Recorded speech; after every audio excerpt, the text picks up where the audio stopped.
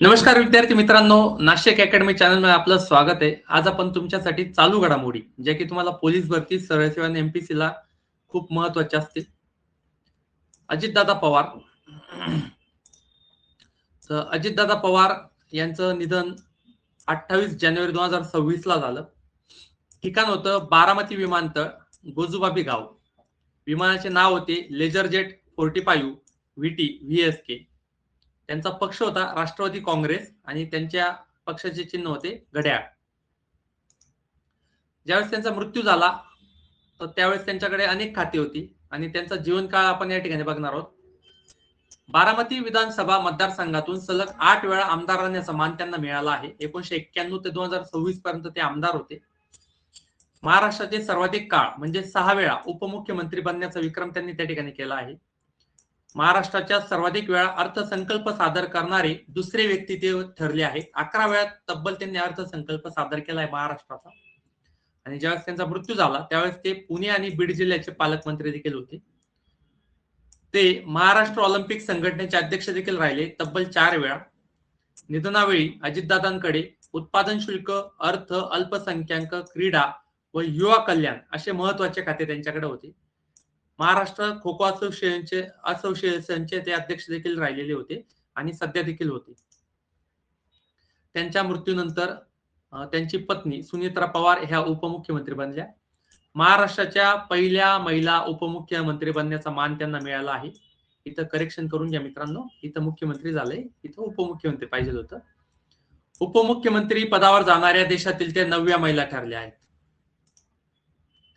त्यानंतर Bharat Ratna doctor Babasaheb Ambedkar advocate training and research सेंटरची निर्मिती करण्यात आली आहे वकिलांना ट्रेनिंग देण्यासाठी. तर Bharat Ratna doctor Babasaheb Ambedkar advocate training and research centre हे सेंटर वकिलांना प्रशिक्षण देणारे देशातील पहिले ट्रेनिंग सेंटर ठरले आहे. ठिकाण आहे तळोजा, नवी मुंबई. याचं उद्घाटन झालं 31 जानेवारी 2026 ला. याचे जे उद्घाटक होते ते होते भूषण गवई, जे की सर्वोच्च न्यायालयाचे 52 न्यायाधीश होते. कार्यक्रमाचे अध्यक्ष होते श्री चंद्रशेखर, हे मुंबईचे सरन्यायाधीश आहेत सध्या. आणि सेंटरचे पहिले अध्यक्ष ठरले आहेत न्यायाधीश जयंत जयभवे. तर बघा, भारताच्या सर्वोच्च न्यायालयाचे सरन्यायाधीश म्हणजे चीफ जस्टिस ऑफ इंडिया हे सध्याचे आहेत सूर्यकांत 53वे. तर जे भूषण गवई आहेत ते 52वे सरन्यायाधीश होते सर्वोच्च न्यायालयाचे आणि त्यांच्यानंतर कार्यभार सांभाळला आहे 53वे न्यायाधीश सूर्यकांत यांनी. यांचा कालावधी आहे 24 नोव्हेंबर 2025 ते 9 फेब्रुवारी 2027. तसंच तुम्हाला महाराष्ट्राचे उच्च न्यायालयाचे सरन्यायाधीश यावर देखील प्रश्न विचारला जातो.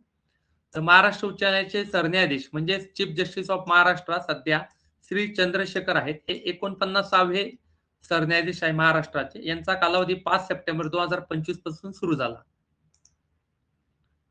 MSRTCच्या प्रवाशांसाठी योजना आपण या ठिकाणी बघणार आहोत एसटी महामंडळाच्या. तर त्यांची पहिली योजना आहे पुण्यश्लोक अहिल्यादेवी होळकर मोफत पास योजना. या योजनेचा उद्देश आहे ग्रामीण भागातील 5वी ते 12वी पर्यंतच्या विद्यार्थ्यांना मोफत पास सेवा या योजनेअंतर्गत मिळणार आहे. त्यानंतर दुसरी योजना MSRTCची अमृत ज्येष्ठ नागरिक योजना. 75 वर्षावरील सर्व ज्येष्ठ नागरिकांना मोफत बस सेवा या ठिकाणी प्रोव्हाइड करण्यात आली MSRTC द्वारे. आणि त्यानंतर महिला सन्मान योजना 17 मार्च 2023 पासून राज्य सरकारने सर्व महिलांना प्रवाशांसाठी 50% सवलत लागू केली आहे.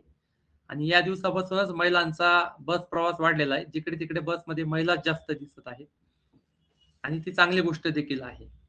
नाहीतर घरातल्या कुठल्याही कार्यक्रमासाठी पुरुष व्यक्तीच जात होते, परंतु आता महिलांना 50% सवलत मिळाल्यामुळे पुरुषांपेक्षा महिलांना प्राधान्य देण्यात आले. कार्यक्रमाला महिला त्या ठिकाणी जात आहेत जास्त प्रमाणात. MSRTC बद्दल जाणून घेऊयात आपण.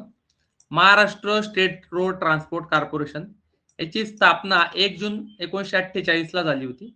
यांचं ब्रीद वाक्य आहे प्रवाशांच्या सेवेसाठी. सध्याचे अध्यक्ष आहे प्रताप सरनाईक. महाराष्ट्र राज्याची पहिली ई बस शिवाई 1 जून 2022 रोजी पुणे ते अहिल्यानगर या मार्गावर धावली. तर याच्यावर देखील प्रश्न विचारला जाऊ शकतो.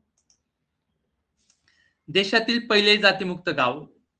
गावाचे नाव आहे सौंदाळा, तालुका नेवासे, जिल्हा अहिल्यानगर. जात मुक्तीचा ठराव पारित करणारे देशातील पहिले गाव हे ठरले आहे. या गावाचे सरपंच आहे शरदराव अरगडे. गावाने आमची जात मानव हा ठराव एकमताने संमत केला. इथे गाव आहे. ग्रामपंचायत कार्यशाळा सौंदाळा. तर याच्याशी रिलेटेड अनेक सारे प्रश्न विचारले जाऊ शकतात. महाराष्ट्रातील पहिले AI गाव सातनवरी, जे की नागपूरमध्ये आहे. महाराष्ट्रातील पहिले सौर ग्राम मान्याची वाडी, जे की पाटण सातारा या ठिकाणी आहे. महाराष्ट्रातील पहिले फुलपाखरांचे गाव पारपोळी, जे की सावंतवाडी सिंधुदुर्ग या ठिकाणी आहे. महाराष्ट्रातील पहिले कवितांचे गाव उभा दांडा वेंगुर्ला या ठिकाणी आहे. महाराष्ट्रातील पहिले फळांचे गाव धुमाळवाडी सातारा या ठिकाणी आहे. महाराष्ट्रातील पहिले मधाचे गाव मांघर, जे की सातारा या ठिकाणी आहे. महाराष्ट्रातील पहिले गुलाबांचे गाव पारपार महाबळेश्वर सातारा, प्रत्येक ठिकाणी सातारा अग्रस्थानी आहे. देशातील पहिले विधवा प्रथा बंद करणारे गाव हेरवाड शिरोळा कोल्हापूर या ठिकाणी आहे. देशातील पहिले पुस्तकांचे गाव भिलार महाबळेश्वर परत सातारा या ठिकाणी आहे. महाराष्ट्राचा राज्य पक्षी याच्यावर देखील प्रश्न विचारला जातो. तर महाराष्ट्राचा राज्य पक्षी हरियाल आहे. एक जंगली कबुतराची जात आहे. खूप सुंदर असा पक्षी आहे हा. महाराष्ट्राचा राज्य फुलपाखरू ब्ल्यू मॉर्मॉन, हे पण खूप सुंदर आहे. महाराष्ट्राचा राज्य प्राणी शेकरू, ही एक खारीची जात आहे. महाराष्ट्राचा राज्य मासा सिल्वर पॉपलेट. परीक्षेला यावर प्रश्न विचारले जातात. शक्तीपीठ महामार्ग, आता हा जसा समृद्धी महामार्ग तयार झाला तसा शक्तीपीठ महामार्ग तयार होत आहे. याची तब्बल लांबी आहे 856 किलोमीटर. जवळजवळ 395 गावातून जाणार आहे आणि टोटल 13 जिल्ह्यांना हा कव्हर करणार आहे. या 13 जिल्ह्यांमध्ये वर्धा, यवतमाळ, हिंगोली, नांदेड, परभणी, लातूर, बीड, धाराशिव, सोलापूर, सातारा, सांगली, कोल्हापूर आणि सिंधुदुर्ग असे टोटल 13 जिल्ह्यांमधून हा महामार्ग जाणार आहे.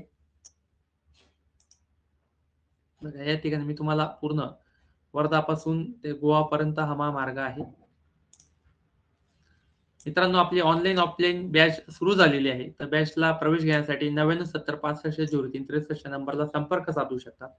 आणि असेच व्हिडिओ बघण्यासाठी तुम्हाला नाशिक अकॅडमी चॅनलला सबस्क्राईब करायचं आहे, बेल आयकॉनला प्रेस करायचं आहे आणि व्हिडिओ तुमच्या मित्रांना शेअर करा, कमेंट करा आणि सबस्क्राईब करा. Thank you so much.